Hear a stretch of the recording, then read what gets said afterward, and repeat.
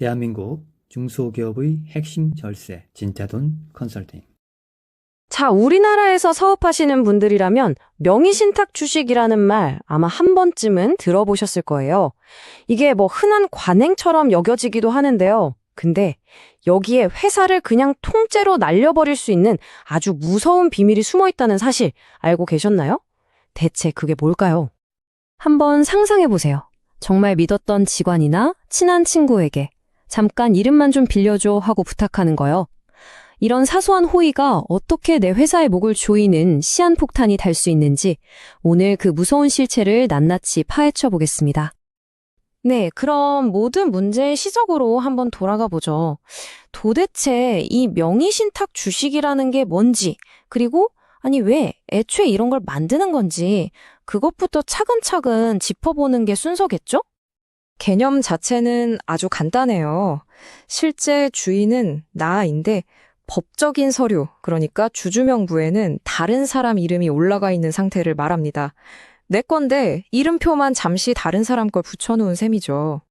사실 이게 꽤 오래된 관행이에요. 김영삼 정부 때 금융실명제가 시행되기 전에는요, 이런 차명거래가 훨씬 더 뭐랄까 자연스러웠죠. 심지어 증권사 계좌 이름이 홍길동이나 도깨비 같은 말도 안 되는 이름인 경우도 허다했다니까요. 아니, 그런데 왜 아직까지도 이렇게 위험천만한 방법을 쓰는 걸까요? 자, 지금부터 이 위험한 계약의 한가운데 있는 가장 큰 착각에 대해 이야기해 보겠습니다. 가장 큰 이유는 단연 이겁니다.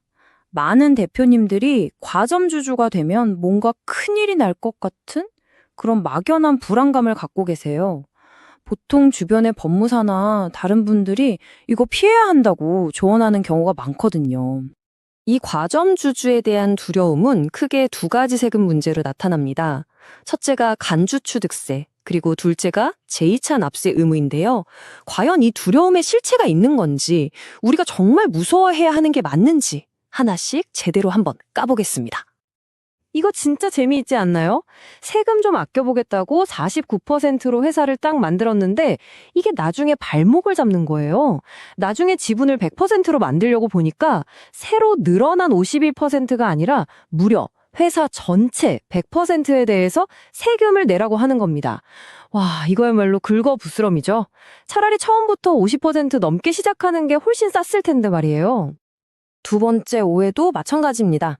과점주주가 되면 무슨 회사의 모든 빚을 내가 다 짊어져야 하는 것처럼 생각하기 쉬운데요.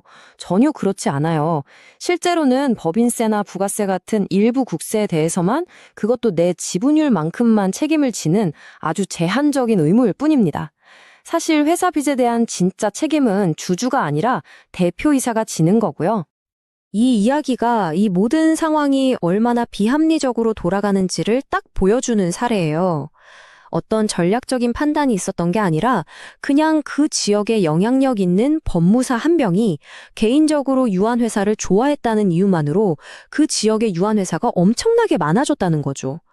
과점주주에 대한 공포도 사실 이런 식으로 퍼져나간 겁니다. 자, 이제 이야기의 방향을 완전히 틀어보겠습니다. 과점주주라는 있지도 않은 유령을 피하려다가 우리가 마주하게 되는 진짜 괴물, 바로 명의신탁 주식 자체가 만들어내는 소름 끼치는 현실들을 보여드릴게요. 실제로 있었던 일입니다. 정말 좋은 마음으로 믿으니까 주식을 나눠줬던 직원이 있었어요. 근데 그 직원이 해고되자마자 태도가 싹 바뀐 겁니다. 주주의 권리를 내세워서 회사 회계장부를 다 보여달라고 하고 매년 주주총회 열라고 요구하고 한마디로 회사를 뒤흔드는 가장 강력한 무기가 되어버린 거죠. 이건 정말 상상만 해도 끔찍한데요. 이름을 빌려줬던 사람이 갑자기 세상을 떠나면 그 주식은 법적으로 그 사람의 자녀에게 상속됩니다. 근데 그 아들이 이건 아버지가 물려주신 내 재산인데요? 라고 딱 잡아떼면 그때부터 기나긴 법정 싸움이 시작되는 겁니다. 이게 내 주식이었다는 걸 증명하기가 정말 쉽지 않거든요. 세상에, 이건 정말 충격적이죠? 이름을 빌려준 사람의 개인적인 재정 문제가 내 회사의 운명을 좌우할 수도 있다는 겁니다. 그 사람이 세금을 못 내니까 국세청이 그 사람 이름으로 된 재산, 즉 내 회사 주식을 압류해버린 거예요. 졸지에 내 회사의 주주 명부에 국세청이 떡하니 이름을 올리게 되는 그런 황당한 일이 벌어지는 거죠. 가업을 물려주려고 할 때 이 문제는 진짜 악몽이 됩니다. 수십 년 전에 주식을 나눠줬던 직원들을 일일이 찾아다녀야 하는데 연락처도 모르고 어디 사는지도 모르고 심지어는 내가 언제 그런 걸 받았냐며 기억조차 못하는 경우가 부지기수예요. 정말 답이 없는 상황이 되는 거죠.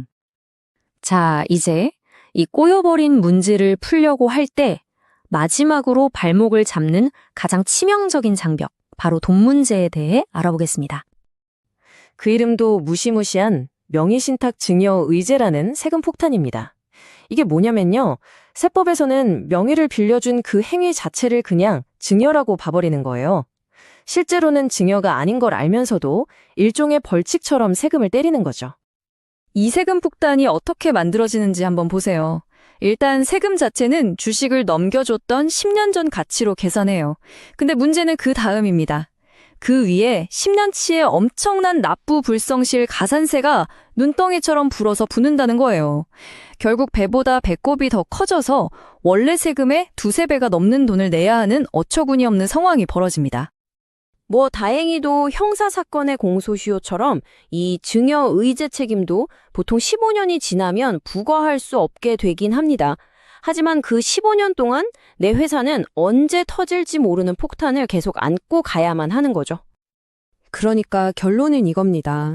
있지도 않은 유령 같은 위험을 피하려고 썼던 꼼수가 오히려 회사를 진짜 파산시킬 수도 있는 수십 가지의 현실적인 악몽을 만들어내버린 거죠.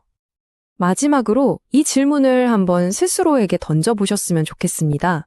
지금 당신의 회사 주주 명부에 적혀 있는 그 이름들, 과연 그 이름 뒤에는 어떤 위험이 숨어 있을까요? 오늘 한 번쯤은 꼭 확인해 보셔야 하지 않을까요?